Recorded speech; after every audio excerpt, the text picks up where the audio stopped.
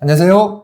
스마트 보상TV의 손해사등사 홍신우입니다. 오늘은 교통사고 2주 진단, 합의 관련 팁 5가지를 설명드리기 위해 준비했습니다. 빠르고 간단하게 말씀드릴 예정이니 영상 끝까지 시청하셔서 합의하실 때 꼭 참고하시길 바라겠습니다.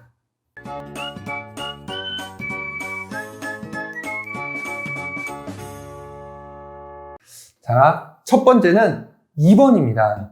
너무 경미한 사고는 오히려 문제가 되니까 함부로 입원하시면 안 되는데요. 범퍼 파손 등 충격이 큰 사고를 당하였고 실제로 몸이 많이 불편하셔서 병원에서 입원이 가능하다고 하면 초반에 입원을 하시는 게 조금 유리한 위치에서 시작을 할 수가 있습니다. 2주 진단이니까 2주를 꽉 다 채워서 입원을 해야 되는지 궁금하실 수도 있는데요. 꽉 다 채우실 필요 없고요. 단 며칠만이라도 하시는 게 좋습니다. 보통 대인 담당자는 입원을 한 피해자한테 40만원, 50만원 이렇게 작은 금액으로 먼저 제시를 하지 못하거든요. 그래서 초반에 불필요한 감정 싸움을 피할 수가 있기 때문에 가능하시면 입원을 하시는 게 합의하실 때 도움이 될 수 있고요.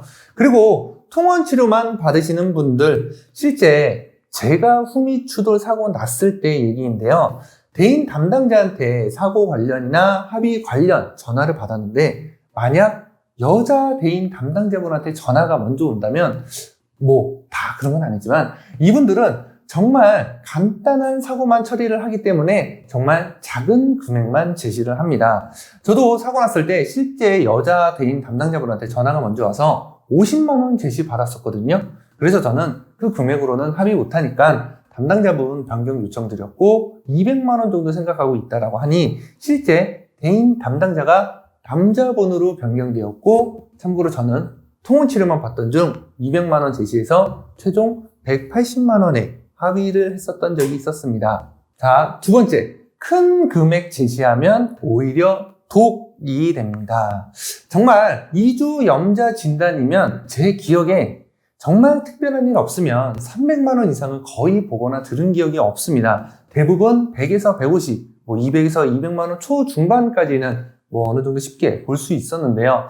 근데 대인 담당자가 합의금 얼마 생각하시느냐 이렇게 물어봤을 때 정말 말도 안 되게 1000만 원 이렇게 제시하시면 안 됩니다. 물론 고소득자로서 객관적인 소득 감소액의 서류가 있으면 가능하지만 그게 아닌 이상은 이 금액으로는 받으시는 분 절대 없을 겁니다.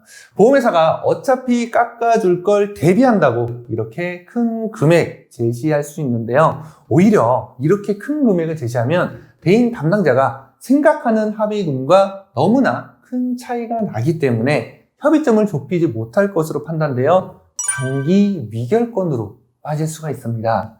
장기 미결권, 그냥 대인 담당자가 합의 포기하고 옆으로 밀어넣는 사건입니다. 그럼 이런 경우에는 더 이상 대인 담당자로부터 먼저 전화 받는 일이 없어질 수도 있습니다.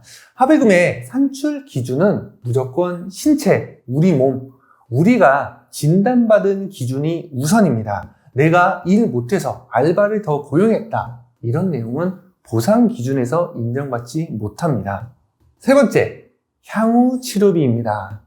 사고 이후 치료비를 일부러 많이 발생시켜서 합의 금액을 더 올려보겠다 생각하실 수 있는데요. 염자 진단에서는 그러시면 안 됩니다. 염자 진단의 핵심은 합의 이후에 발생될 향후 치료비 명목으로 얼마에 보상받는지가 핵심인데 허리 MRI 촬영하고 또 목까지 통증이 있어서 추가 MRI 요청하고 한방병원에서 한약 드시고 이런 식으로 치료 받을 수 있는 모든 치료를 다 받게 되면 추후 대인 담당자한테 향후 치료비 명목으로 합의를 제시하기가 어렵습니다. MRI까지 실제 촬영을 할 정도로 통증이나 충격이 심했으면 차라리 확실한 치료를 우선적으로 생각을 하시는 게 좋고요. 만약 내 몸이 이렇게까지 불편하지는 않고 이런 고가의 검사 등을 받지 않는 상황이라면 차라리 얼마 금액까지 잘 맞춰주면 내가 알아서 검사하고 도수치료도 내 돈으로 다 알아서 하겠다. 그러니까 최소 얼마까지 향후 치료비 명목으로 좀 맞춰달라 요청하시는 게 오히려 더 도움이 될 수가 있습니다. 이런 식으로 향후에 받을 치료에 여지를 남겨둬야 향후 치료비라는 것을 인정받을 수가 있습니다. 그래서 이런 분들은 사고 이후 빠른 시점, 뭐 며칠이나 일주일, 열흘 안에 차라리 조기 합의로 빨리 요청하셔가지고 합의하시는 것도 방법일 수가 있습니다. 자, 네 번째, 주마감, 월마감 활용입니다. 보험회사 월마감, 연마감은 쉽게 찾아볼 수 있는데요. 주마감도 있다는 것도 들어보신 적 있으신가요?